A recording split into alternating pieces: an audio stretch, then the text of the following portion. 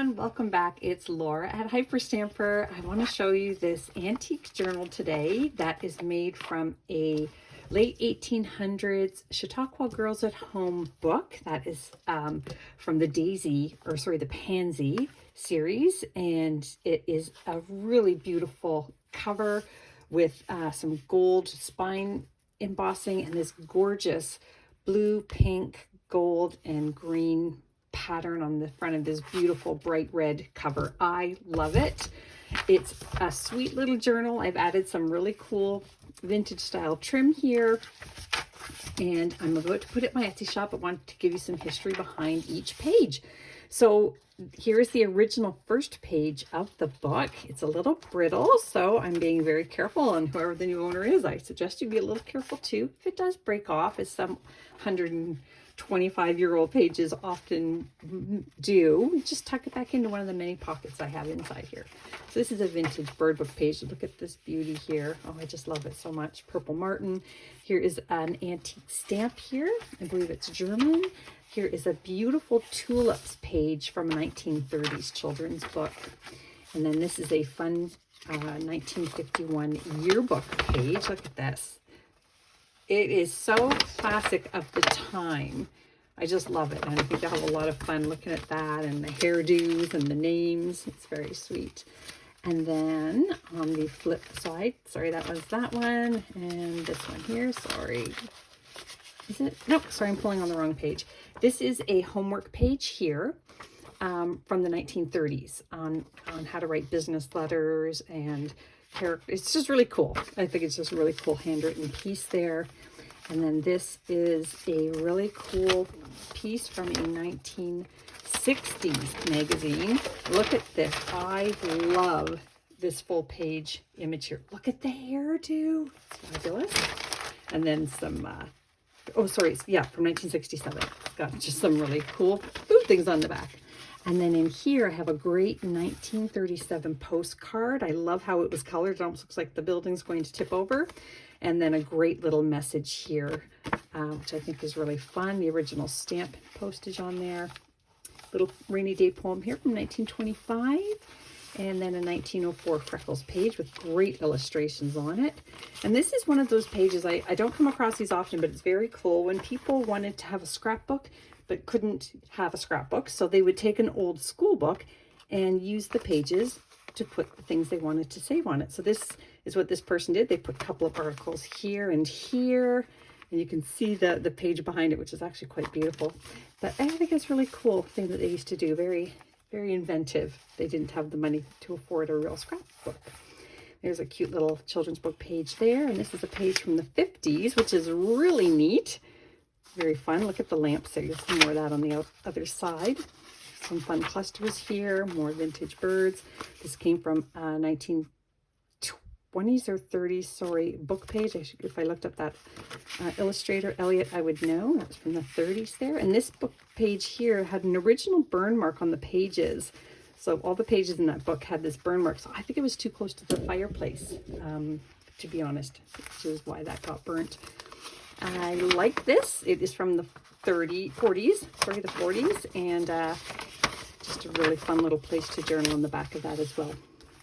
Another early 1900s piece here from England, 2 4-penny bits. And then I've got one of these great 1940s needlepoint transfers to put on a tea towel or a pillowcase. Just a fun little piece there. You could probably actually use it.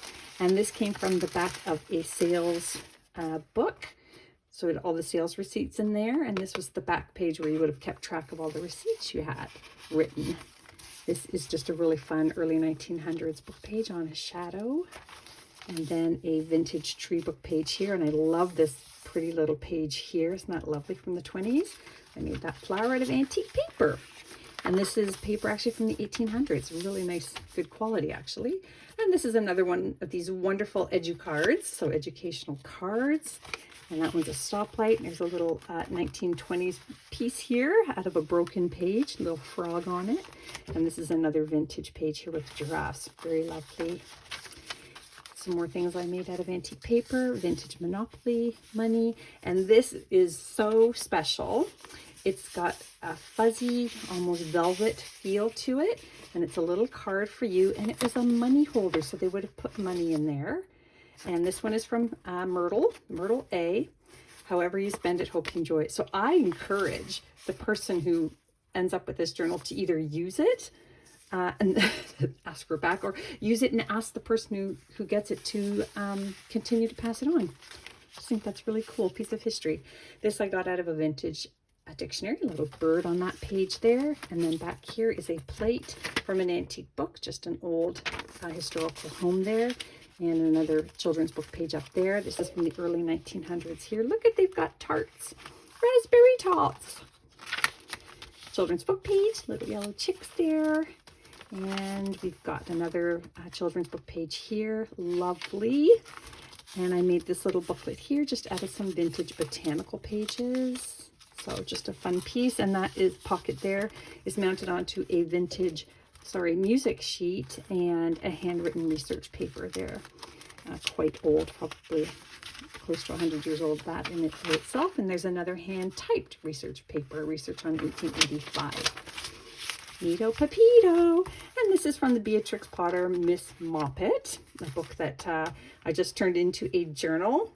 And so this was one of the pages from that book. And here is a vintage attendance sheet from the Beacon Lodge. This is a vintage envelope that you would have purchased that was full of foreign stamps for 25 cents. So I turned it into a pocket, and inside this one here, I've got this old photograph, 1929, we believe. Look at this picnic. They're all wearing their hats. It's fantastic. I love it. And I love that they're eating outdoors. And I just think it's fabulous for almost a 100, I'm just gonna put that there for now, 100-year-old photograph. And then here's a little booklet I made from an old children's storybook cover, and I made it into a little miniature journal with really cool authentic pieces in it. Look at that awesome signature from Constance Gordon Smith. That is original, hand-typed page there. Just some really, really cool pieces in here that you can have fun with and journal in. So that's a little extra special piece there. A 1938 flinch card, 50s pearls receipt. And here's another wonderful piece. This is from Jeremy, the Beatrix Potter book on Jeremy the Frog, I think. And then look at these cool lampshades in that 1950s book. Remember these? Remember? Look at this. The ruffled lamps. Oh my God, I still see them every now and again at garage sales. Cracks me up. And then I turned this into a journaling card. Isn't that wonderful? Children's book page there. And then just another little fun piece here from an early 1900s book. A whole bunch of ostriches. Is that what they're called? Ostriches? Ostri? Another children's book page turned into a journaling card there, with always antique and vintage paper on the back. Look at this beautiful vintage dictionary page with this gorgeous bird in it, a woodpecker. This is from an antique postcard album. And another children's book page, a vintage button card. This is one of those 1920s Stickum book pages where the children would have cut out these pieces and then glued them on where they belonged on the pages. A vintage playing card with Niagara Falls. And this is a really cool piece from the 1800s, I believe, or maybe not that old, but past and present.